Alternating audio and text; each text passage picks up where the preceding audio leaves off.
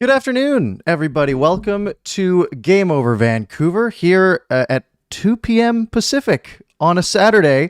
And welcome to our Christmas extravaganza, I guess this is, where all four of us are here, and we couldn't have picked a more boring game to do this. So hopefully this can make up for a little bit.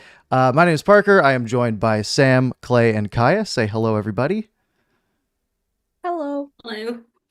It's an audio. Hello. It's an audio show, Clay. There. Hi everyone. The Canucks lose 2-1 in a shootout to the Minnesota Wild, their first shootout of the season.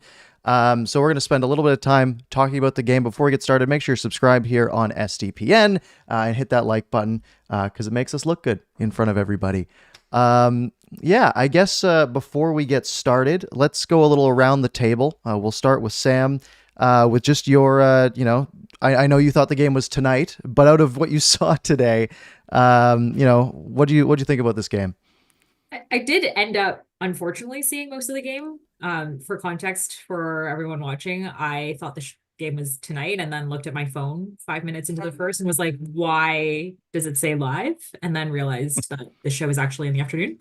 But my overall comment on the game was that it felt like a very stereotypical historical Wild game. This is like what I used to think of when the Canucks would play the Wild, was chalk this one up to be boring, and this was a snooze fest. Yeah, the Minnesota Mild, as we've always known them. Clay, how about yourself? Usually I like early games, you guys, because then, especially the Canucks win, you have the rest of the day and you feel in a good mood and you can feel like you can conquer the world. If this is what a Canucks afternoon or morning game is going to be like, I don't want any more of them. And yes, I agree with Sam. It completely has to do with the opponent. They have an uncanny ability to make any game boring, including an overtime.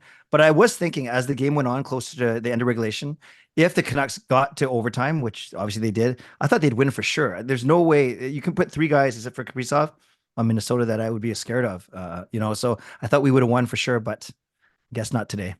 Yeah, the shots were 2-0 in overtime, so a real barn burner. Kaya, how about yourself? The Canucks were better than how they started against Minnesota when they were here, but then again, we shut them out and won that game. I thought it was a little weird choice that DeSmith was starting over Demko, considering that DeSmith, but I understand DeSmith did shut them out, but then again, do you want to switch goalies? I know that was what Boudreau did, I think.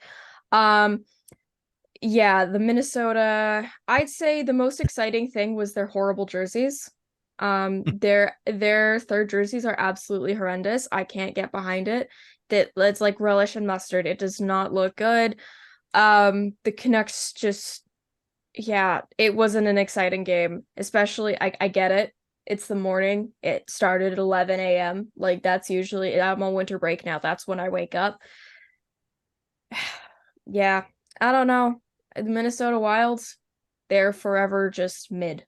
Yeah, absolutely. Let's go through this game fairly quickly. The thing is, for such a boring game, I had a lot of notes, but I really don't want to go to many of them. Really, the beginning of this game, the first important thing in this game was the Canucks' first penalty kill, where Hughes gets that call in front of their own net. And for a team whose penalty kill has been iffy at times at best, but now has Suter and Bluger, I thought this was a fantastic penalty kill. I realize with four of us, it's going to be tricky if I'm not going to specific people.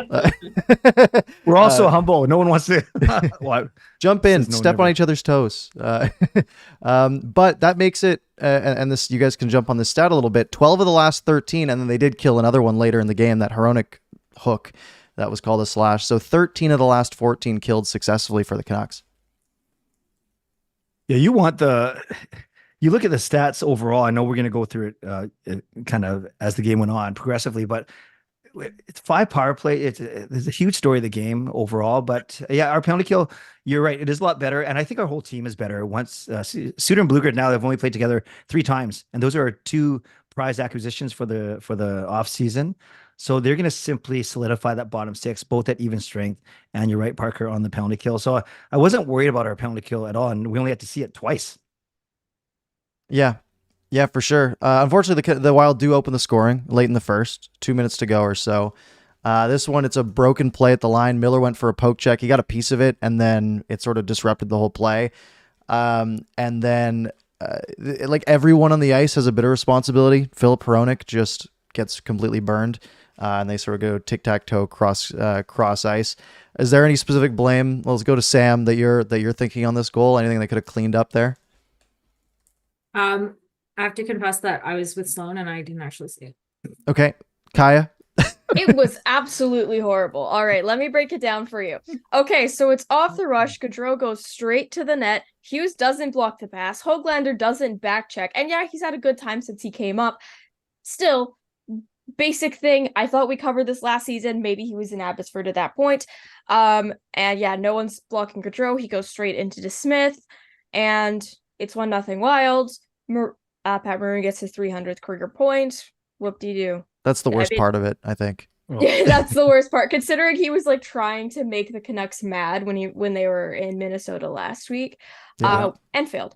But yeah, I don't know. I actually think I can skate faster than Pat Maroon, and if you've ever seen me skate, that's really bad. And is that current day with the injury? Oh, yeah, with the torn Achilles? No, okay, I have to give him a little bit of credit. But you're right, Kaya, too. It was Hoglander or Besser, either one of them.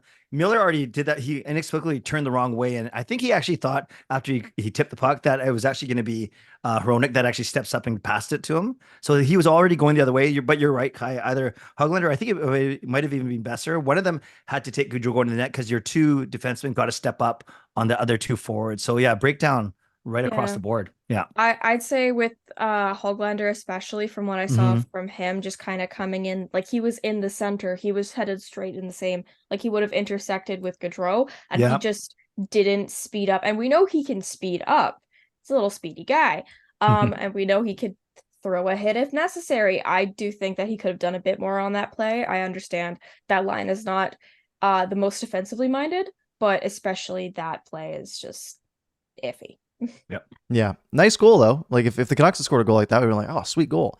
So we'll go to the second, because honestly, the first period, shots 13-9 Minnesota, there was nothing like super dangerous most of the way, though. And the Canucks tie it up, and it is this third line, which has become a big boon for the Canucks, especially in the last couple of weeks here. Blueger, Joshua, and Garland. Garland just gains the blue line, slides it ahead to Dakota Joshua down the wall, and Blueger just drives the net, and it's almost like Minnesota's goal, right? Guy fires it sort of from the wall to the guy in front who's able to tip it over. Sam, did you see this one? No. Okay. Clay, I'll get your thoughts on the goal. You explained the goal very well, actually. They all played their role. When they're skating, Garland always looks busy. We always joke about that. Joshua's got decent speed for his size, and Blueger does have a knack for the net.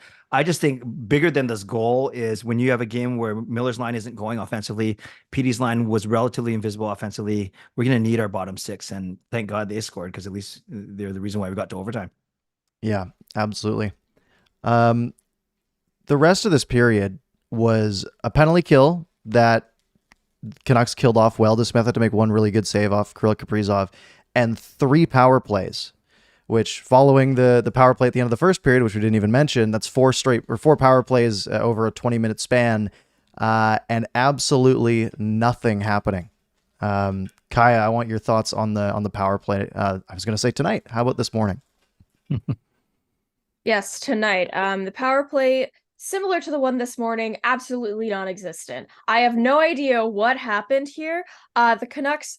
Okay, so during the game, during the 3 power plays, even though we had power plays, I knew nothing was going to happen. I literally made a chart of how many. You can't see it; it's not showing up. Oh, it thinks it's a background. Fault. It thinks it's a background. Anyway, so we have in total, quick maths. 28 power play goals, I think, if I did the math in my head correctly. We have 28 power play goals out of 115. Where are they? Where are they? They're nowhere to be found. We're 2 for 5, I believe, in recent, or is that the Wild statistic? We're not going through a great time with the power play. 0 for 5 this game.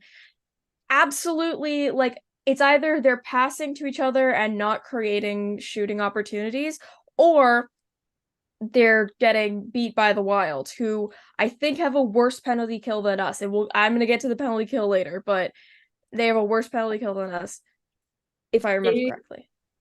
Yes, but they are apparently top 10 in the league since the coaching change. Fair. I mean, yeah, coaching changes can be a big thing. that, obviously for us, that's happened a number of times in the last few years. Yeah. Since the coaching change, understandable. They have a better penalty kill. At the same time, the Canucks 0-5 when you have one of the league leading goal scorers, one of the league leading defensemen, and one of the league leading scorers in general, plus Elias Pettersson on your power play, and you can't produce anything? Like, anything at all. Yeah, it's a tough embarrassing. one. Parker, I was going to say it was interesting, and I love you're doing such a good job of distributing the questions. Parker, for you, you know how in both the end of the first and the end of the second, Minnesota took a penalty basically with 35 seconds left in the period. So you have to basically get a 35-second shift in, and then you have to start the next period at center. But it's clean ice. Is that like you play hockey a lot? Is that a big difference? Or do you look at the advantage of having clean ice and faster ice, but you still got to win that first face-off? Yeah, I think the biggest thing is you just lose a lot of time, right? Like 2 minutes it's not a lot of time in the grand scheme of things. I mean, if you lose the opening, I don't know what the stat is, but I'm sure if you lose the opening face-off on a power play, I'm sure your percentage is a lot lower.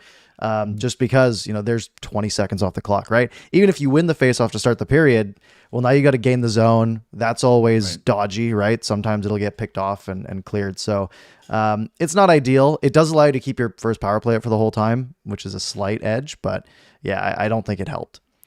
Yeah. Frustrating for sure. Yeah. I will have one. So yeah, 28 goals on the power play this year for the Canucks. I did just notice on the NHL stats page, the Canucks are the only team in the league to not allow a shorthanded goal this year. So I will knock on my desk and hope that tomorrow that doesn't change. I was going to say, you just set that one up for Connor Bedard. Connor Bedard, shorthanded hat trick. I don't think he's playing penalty kill, is he? He might Probably be. not, but he's going to find a way. Other than that, though, anything else in the second period that anyone wants to jump on here? Shots were 13-10 Vancouver. Head shakes all around. Really indicates the level of excitement from this game. Third period, Canucks to get another power play as Rossi just hugged Pettersson in the back. Nothing again. Wild get close with about 6.5 to go. There was that Johansson play where he sort of snuck in down at the bottom of the face-off circle, but Pettersson broke it up. Kind of surprised. I know there was no penalty there, but I'm surprised it wasn't called with power plays being 5-2. And then the Wild almost scored with 10 seconds left. And this is the last interesting thing to happen in this entire hockey game, was Goligoski getting that pass alone in front and DeSmith making that big save. Can you tell us how he got left alone in front? Can you tell us who was on the ice? I can't because I don't remember. It was Tyler Myers and Zadorov. That's who you want out in the last minute of a tie game, right? Sam, was that a leading comment or just observation? It was just an observation. Excellent. Look, they're fun to watch. Just They maybe are. not for the right reasons. Not in the last 10 seconds. Yeah. That wasn't great. Team chaos. But it is a big save from DeSmith. So let's go around and maybe we can just talk about goaltending a little bit, right? We get the Demko shutout last game. And then, Kaja, you alluded to it where they don't go back to him. Although it's back-to-back games, one of them is going to get each game. And it's kind of short rest because the game's 7 hours earlier than the last one. But is Casey DeSmith the best backup in the league? And is it close? I don't think it's close. Overall, the Canucks are fourth, I think, in goals allowed in the league. They're tied for fourth with Washington. So not like William Jennings trophy category. But it's no Corey Schneider, but at the moment, I do think he's one of the better ones, considering we've seen other goalies go down. And if Demko, knock on wood, I think my desk is wood. If anything happened to him, if anything happened to DeSmith, I think we're fine. Fingers crossed, knock on wood. I do think, overall, we've had 4 shutouts in this entire season. And last year, did we even have one? in the entire season? I don't think. We there got was one. one maybe near the end of the season. But I remember because I think Demko's last shutout was December 2021. And then his second was it the one against St. Louis? You guys forgetting about Jonathan Quick and Charlie Lindgren? That's not a tandem. No, they're naming the backup. The other backups. Oh, the backups. Yeah. Okay, yeah. Well, also Shesterkin isn't doing great, and then Lindgren, he's a decent backup. And I was like, those aren't a backup. Yeah, I say But Rangers those aren't a tandem. And I was like, yeah, I say the Rangers, Bruins, and Golden Knights are comparable to the Canucks because that's Aiden Hill for Thompson, that's Quick for Shesterkin, and that's Swayman for Allmark. But I'd put DeSmith and Demko right up there. And yeah, I was kind of agree with Kaja originally. When I predicted that Demko would start, but when you think, you're right, it's only a day and a half between games as opposed to 2, and DeSmith just shut this team out. And the back-to-back, I could see why they did what they did. And if they win, they get the full 2 points tomorrow. We're not worried about it. We're even less worried about because it's not a Pacific Division team, although it's still a Western Conference team. I'm not worried about the Minnesota Wild, though, beating us for a wild card spot at the end of the day, though, for sure. Well, yeah, because if the Wild even get into the playoffs, the most they're making is the second round. So I thought that Demko was going to start tonight because the Blackhawks are worse, but I understand the point of view of starting DeSmith here and then having Demko against Chicago. Mm-hmm. I also just think DeSmith has been the Canucks' most reliable backup that they've had in years. Yeah, probably since Corey Schneider. Yeah. Yeah. 917 save percentage coming into this game. It hasn't updated on NHL.com yet, but he was at 968 tonight. So I'm sure that's going up to only 9 games or so. It's probably going to be a 920 plus after tonight's game. So he was not the problem in this one. No, it'll be, although what'd you guys think of his form on the first he looked small. Attempts? He looked very small. Small in that and one. Backing up. Like, it was weird. It's not the best combo. Yeah, so that was the shootout. We have Zuccarello scoring, just going 5-hole. And he looked off balance. And that's the only thing that goes in. And I mean, I want your guys' thoughts on what the Canucks were doing. They are rusty. They haven't had a real shootout since last year. But you have Kuzmenko, who lost the handle and ran out of time. You had JT Miller, who ran out of time. And then you had Pettersson, who actually got a shot off at least. But not a very inspiring performance from the Canucks in the shootout. Do you think there's some sort of organizational thing going on there? Or is it just 3 guys who didn't get it done tonight? Why is Kuzmenko on the shootout run? Maybe they just got really bored by the game, too. Yeah, they're probably asleep. Did he fall asleep and his hand in their line from last year? Because where's Hughes? Where's Brock Besser? I'm sorry, he has 22 goals on the season, I agree. You don't put him out on the shootout, and you put Kuzmenko in, who has 6. No, Kuzmenko was 4 for 7 last year. Okay, that was last year. His shooting percentage was also 27%. That does help. Yeah, and you know who's sorry? No, go ahead. Finish. Okay. You know who else has a 27% shooting percentage? It's Brock Besser. So maybe update your stats a little bit, Rick Tocchet. If I can find it, you can find it. I wonder if it's a thing of, because I imagine they do shootout drills in practice quite often. I think they probably just keep track there, and that's the stats that they use. But yeah, maybe Brock Besser has been not scoring in the practice shootouts would be my only thought, but I don't know. I'm not there. Practice, man. Maybe that shot that he took off his ankle from Hughes was bothering him a little bit. I don't know, but I agree.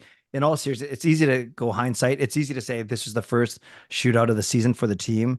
And Miller was good. He does that patented make everyone fall asleep coming from the left side.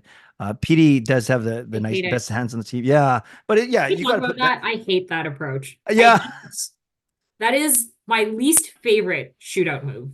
But in effect, I guess he's trying to wait for the goalie to open up or make a move, right? I guess. Yeah. He had the 5-hole there too. If you watch that replay, the stick was on an angle out, and he was on one knee. He could have found it.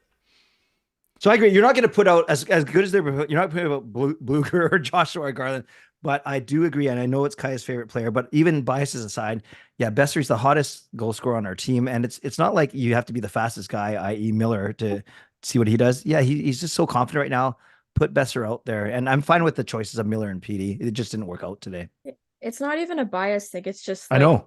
like Yeah. 22 goals in, the 31 games he's played. Or I think it's 31 still. And it's like you put Kuzmenko out, who you literally scratched a few weeks ago. I don't know. It was a little bit suspicious. I could see somebody from that line if the shootout had gone longer, but obviously it did not because DeSmith decided to turtle into his net for the first one.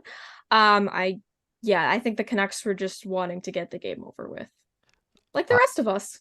I want to see more. I want to see slap shots from the hash marks on shootouts. Let's go. That'll scare the goalie. Something will go in eventually. You do 3 of those in a row, it'll work. Yeah, put Hronek out there. Yeah. Hronek, Just let him wind Pedersen, just both slap shots, and then throw Zadorov out there for good measure as your number 3. Parker By for the way- shootout coach. Yeah, there you go. And speaking of coaching, would you guys, with Hronek, they tried when Kuzmenko wasn't really going well. They tried putting Hronek on that first power play unit, and it's very unconventional to have 2 defensemen now. I wouldn't mind if they're just going to park. I guess you lose a lot of movement when you put Hronek in, but he's got a bomb. I don't know. I kind of think they went away from it too quickly, or am I missing something? Yeah, I don't hate the idea. I think the thought might be just if things happen, like the ability to rotate and having a guy down low, they might not like Hronek down there where Kuzmenko can float around a little bit more, and Quinn Hughes has the mobility to go anywhere. But I wouldn't, when you're in a slump on the power play, I wouldn't hate to see it. Mm-hmm. All right. Okay. So that's the game in a nutshell. Where were we going next? Christmas. Christmas. I has something for us. Kaja? All right. So it is 9 days to the special day, the day everyone waits for, Justin Trudeau's birthday. Just kidding. It's Christmas. Is his birthday actually Christmas? Yes. Wow. December 25th, 1971. I don't know why I know the exact date. Anyway, so since it is 9 days till Christmas, I have procured a 9-item naughty or nice list. There's one honorable mention because it's not like a new thing for this season, and it's not specifically Canucks related, but we'll get into that later. So basically, what we're gonna do, I will introduce a topic, and I will turn it to you guys and the chat, our lovely viewers, for if this person player statistical term, like management, anything related to the Canucks and hockey, if they're on a naughty or a nice list, so are good or bad, essentially. The first one is Tyler Myers. Now, these stats I got are from before tonight's game, so they might be outdated, but he, of course, played tonight. He has 2 goals, 11 assists for 13 points. 12 of those points are at even strength. He's 10th in team points, 3rd for defensemen behind Hughes and Hronek. He's a +10, 4th in penalty infraction minutes at 24, behind Cole, Joshua, and Hoglander, and also may have injured Pedersen in Tampa, and led 2 goals against there. Is Tyler Myers on the naughty or nice list? Okay, in chat, while we're giving ours, type it in. We want to see what you guys are saying too. Sam, start us off since you've already mentioned him once today. Naughty list. That's like the easiest answer, like lump of coal naughty list. Mostly for continuously trying to kill his teammates. Man, it's really funny that if you just those stats that you just laid out, Kaja, I was like, wow, man, that sounds like a good defenseman. Wow, 13 points, he's on pace for what's that, like 30 points this season? Wow, he must be doing really well. No, he's on the naughty list. Yeah, he's on my naughty list as well, but Tockett's nice list. Tocchet loves him. That is true. Yep. I think he's a secret third thing, I think, but for the sake of the convention, naughty list. All right.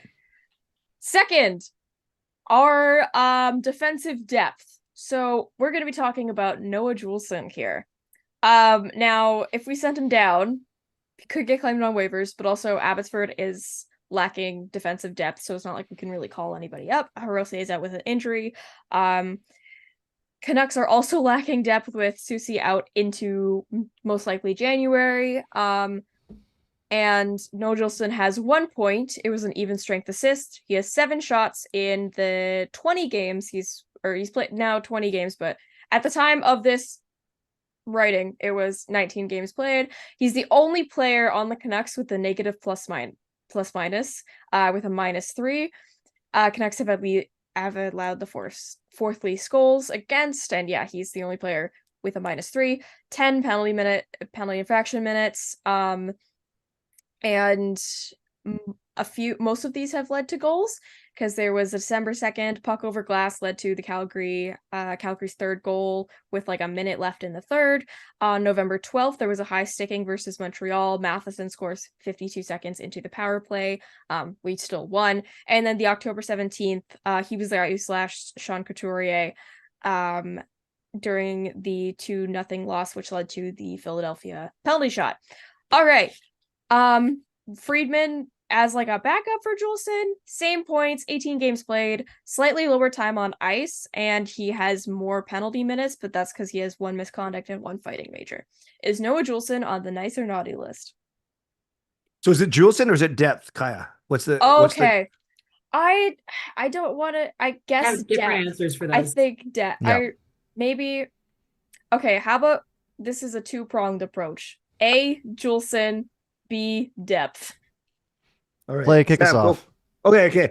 I'm going to go actually nice for both, barely. Before the Zadorov trade, I would have said naughty.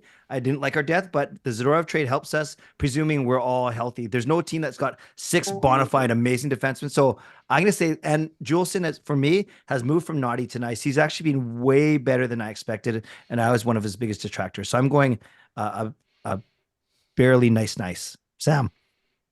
I'm going naughty for Juulsen, nice for depth. I think even earlier, I might have been more optimistic on the depth than Clay was, which is kind of shocking. But I would say I think I've spent the larger part of the last 5 years complaining about defensive depth and cap space. And I will say that I think this season the defensive depth has not been irksome for me. So I think they've done a good job handling it. But Juulsen's on my naughty list for sure. Yeah, I'm in Clay's boat here. I think Juulsen has just breached the threshold in the last couple of weeks here, or last week maybe. I've always been like, why isn't Friedman playing? Well, like it doesn't make any sense. I think Juulsen's been, again, last week and a half, Juulsen's been pretty good. And filling that role that he has really well. And honestly, yeah, for the depth, looking across the board, yeah, if Susie's healthy, this is a team that has 2 first pairing players, maybe kind of 2 second pairing guys. Like they have like 4 second/third pairing guys. And then they have Juulsen and Friedman as your sort of tweeners. That is, in my mind, barely acceptable. And that counts as barely nice. And so that's where I'll end up on those. Yeah, I'm gonna put depth as nice since the Zadorov trade, and yeah, like Parker said, especially if Carson Soucy comes back, keeping Friedman or Juulsen as like a 7th D, that's an asset. Juulsen, though, he's going on the naughty list. Sure. And now we have Nick Cicek. Yes, because we traded Jack Studnicka and like just randomly on a Friday afternoon. All right, next.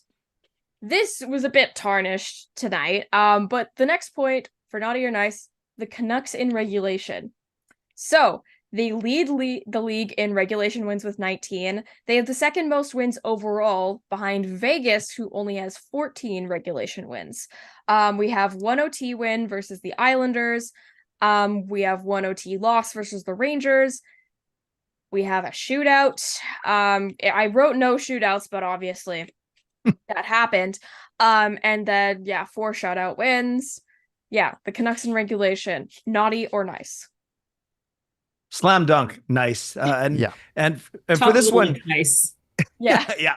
The stat that's cool too is coming in this game, and it didn't change today because it was a tie. When the Canucks lead going into the 3rd period, they haven't lost yet. They're 17-0, 17-0 with the lead going into the 3rd. So that just tells us how good they are in regulation. And they score first 2 out of the 3 times. Didn't happen today. So big nice for me. Yeah, I'd fully agree there. The fact that they have 20 wins, right, and the most regulation wins in the league. The big stat about that I hear from that Clay, them being 17-0, and I think the thing that most people are like, oh, they're perfect after if they're leading after two. They've been leading after two 17 times. That's really good, right? Like in theory, that should be maybe a third of the time you're leading after two, half like a third you're losing, a third you're tied. If you're like an average team, so yeah, 17 of the 31 games the Canucks have been leading after two periods, and they've closed out every single one of them. That's fantastic, and they lead the league in goal differential, which clearly is due to their outstanding play, especially in like the second period. Yeah, just a note about that. Especially about going into the second period, the Canucks have scored the most in the second period and have allowed the least goals in the second period. We scored 43 times in the second, 32 even strength, 9 power play, 2 shorthanded, and allowed 21 goals in the second, 14 even strength, 7 power play. So, have you been prepping for the show since like last year? These stats are pretty impressive. I wrote this all out. Shout out hockey reference and my slight math skills, I guess. But yeah, I was just running through it. I was like, okay, I need to get this ready. But yeah, 43 goals, and then we just have 37 in the third, 34 in the first, and 1 overtime. And yeah, so I think it's pretty nice. This is just okay. Naughty or nice, the repetition of the term PDO regression. Sam, you got to start us off. I don't even know what it means. I gotta go look it up now. Just I know what it means. I would say naughty, mostly because it's not accessible. Understandable. Yeah, this one's interesting because I think, well, yeah, no team in NHL history has had a PDO as high as the Canucks have currently, which is saying something that it's clearly not a sustainable metric, right? This team the best finishing and best goaltending team of all time? Probably not. But you think about what influences that a lot, right? And it's a lot of being up going into the third period, right? And then playing a very shut down style of hockey, allowing a lot of shots against from the perimeter and not really breaking. And I think that sort of inflates save percentages, which inflates PDO. Will it come crashing down? Sure. But we saw it come crashing down over that 9-game stretch, and they were just playing 500 hockey. So if that's the regression that this team's in for, I'm very okay with that. Yeah, I'm so confused. I don't know if it's naughty or nice, but Parker actually made the point that I wanted to make is that everyone was worried about this regression talk, and we saw it. We saw it when we alternated those 10 games, the us win. And if that's our regression point, and then we run off 4 straight and almost 5 straight at home, I'm all for it. I think it's great. Who cares what the PDO number is at the end of the season? I just care if we're in a top 3 spot in our division. Yes. Sorry. Yeah, I was just gonna say, like, who cares what the number is if your record is what their record is now? Yeah. Yes. Dude, if you told me the Canucks would have 20 wins at this point in like July of the past year, I'd have been like, I don't know what you're on, but I want some. Yeah, especially you, Sam, not because you want something, because of yeah. All right, take us away, Kaja. Keep on going. All right. So, yeah, I'll just say I'm tired of hearing it naughty, but we're still pretty good team. Next speed run, I think it's going to be an interesting one. So on Thursday night, it was obviously Luongo night, got put on the Ring of Honor. It was also the only time this season the Florida Panthers are in town, and is the only time this season Oliver Ekman-Larsson returns to his former team, which paid him to leave. Usually when a player leaves and then it's their first game back, they get at least acknowledgement at all of anything. Is it naughty or nice of the Canucks organization that they didn't mention OEL whatsoever? I thought I saw, I didn't see it because it might have been when I was up or something. Someone said that they showed his face for 3 seconds on the video board. But even then, that's not a lot for a guy who played at least a couple of not great seasons here. Yeah, they showed him for like 2 seconds and then went into a video about Luongo. I'd say it's nice in that they don't have to do anything. It's um yeah. I just think it'd be weird. I guess the Canucks don't use a lot of biggest compliance buyouts in the history of the NHL, so there's not a lot of precedence for this. But I wasn't surprised. I wasn't surprised either. Sorry, I'm also on the nice list. I don't think it was actually that bad. I don't know that they always do tributes to returning players. I thought it was weirder that the Flames did one for Nikita Zadorov. Like, I thought that was really weird.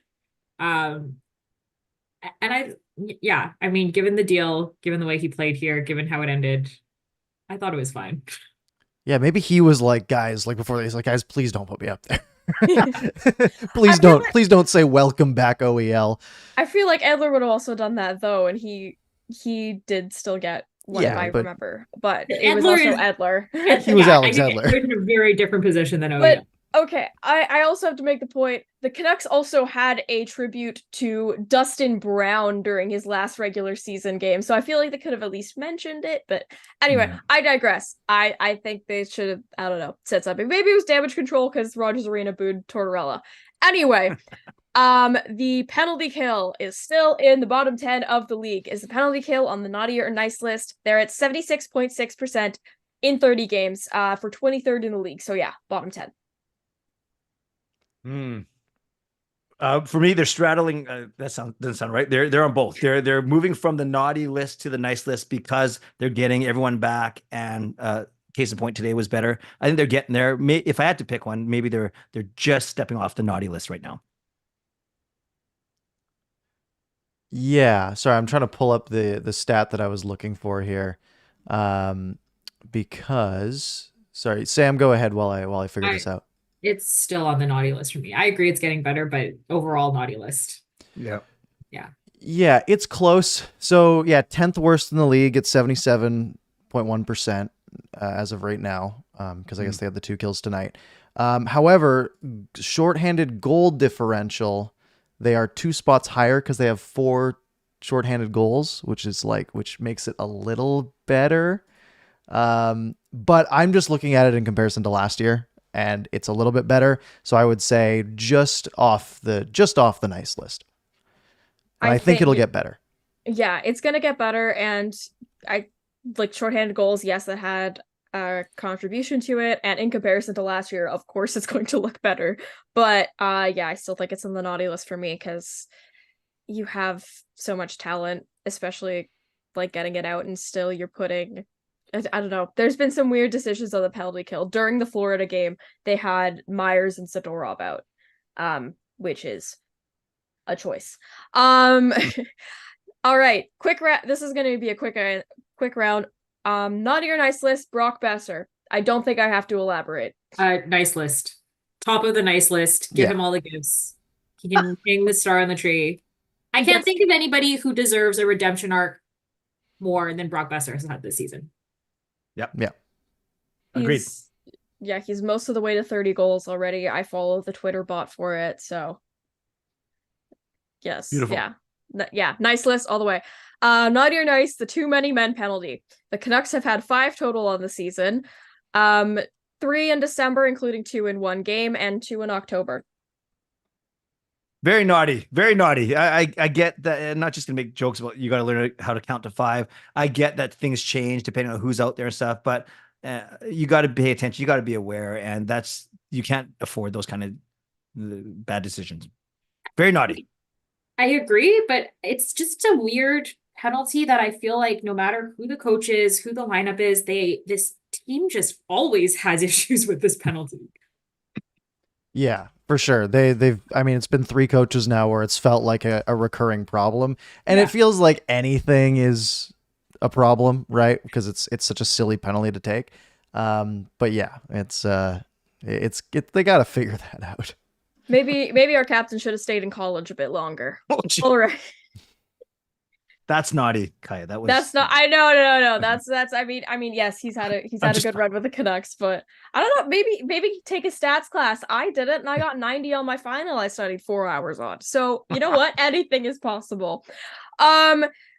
Patrick Allvin, and specifically his trade gymnastics. He's been involved in most of the trades this season since the first puck has dropped. Is Patrick Allvin on the naughty or nice list?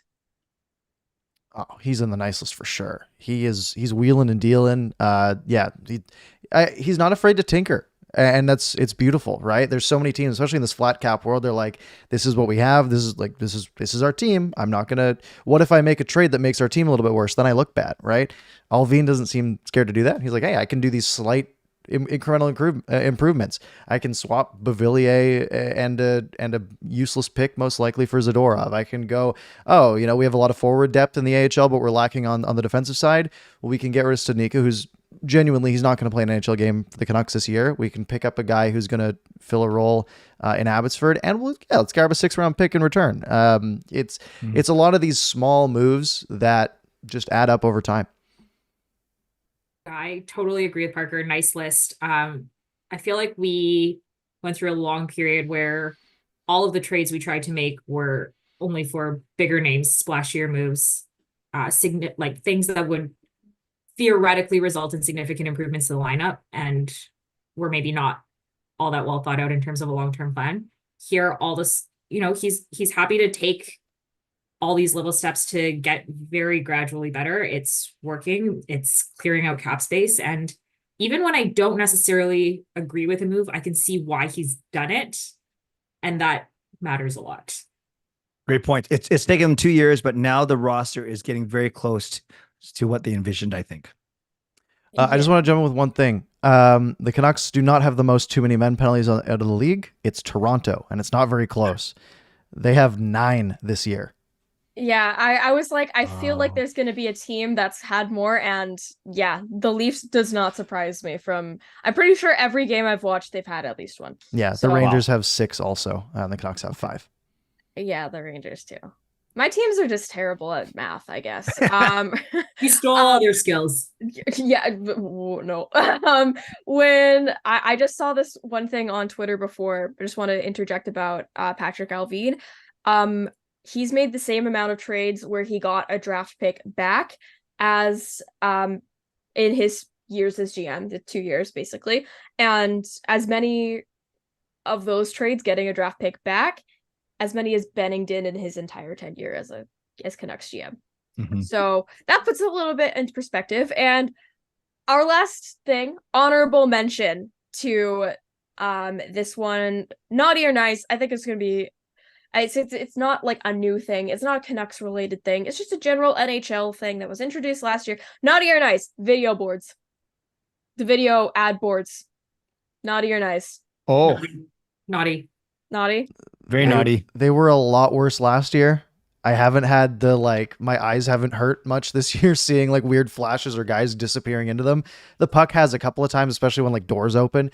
So it's not as bad and I don't really notice it anymore, but I would prefer if they weren't there. Yeah. I noticed it tonight. Quinn Hughes kind of just disappeared for like his shoulder disappeared for a second. I was like, that's not good, but yeah, it's anytime I go to the games now, it's so weird seeing like, oh, those are regular boards. Yeah. But yeah.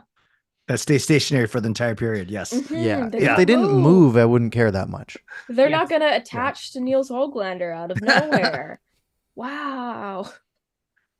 Very well. Thank you, Kaja, for putting that together. That was very good. That was fun. That was very nice. Thank you. I tried. All right. We probably have time for like 1 or 2 questions. I do have to run out the door. Right. But we do have to have our presser. So let's get to people. If you want to, while you're here, by the way, throw some questions in the chat if you haven't already, and hit the like button. Make sure you're subscribed here to SDPN. And if you missed any part of this, you can always rewind back to the beginning, or it'll be up on your favorite podcast platform in a little bit as well. If you want to relive this win or loss, against the Minnesota Wild. It's just a win that it ended at some point. I don't know if any of you guys have been tracking to see if any questions have come in, but I have not, unfortunately.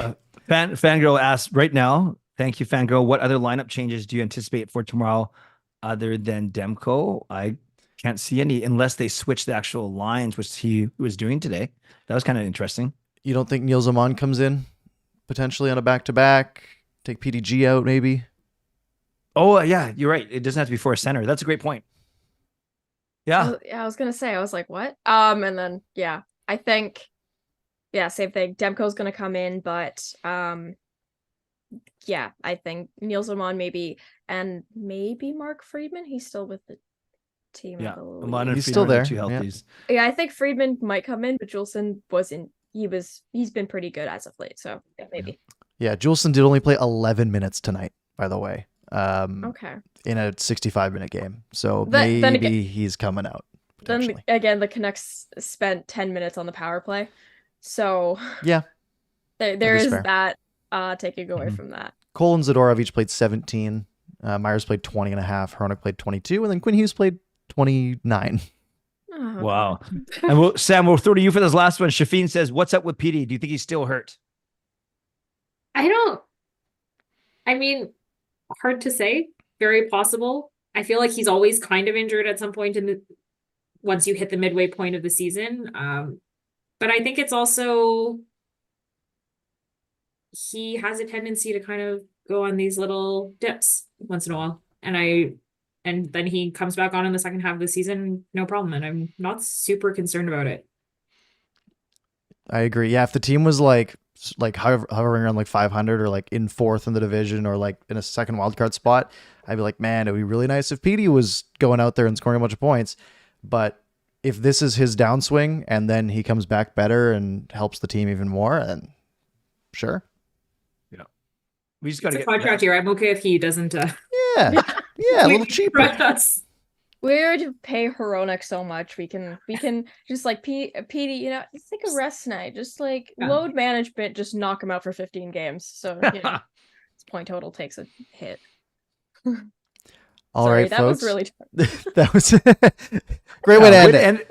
Way to end it on a good note. I'm sorry. He should you should play forever. So the Canucks are back in action tomorrow. It's at noon tomorrow. Sam, you know the time. I think you're on Game Over tomorrow. This is another early one. So thank you all for joining me here. Thank you everyone who in the chat who tuned in. That's been it. Game Over Vancouver. Have a lovely afternoon.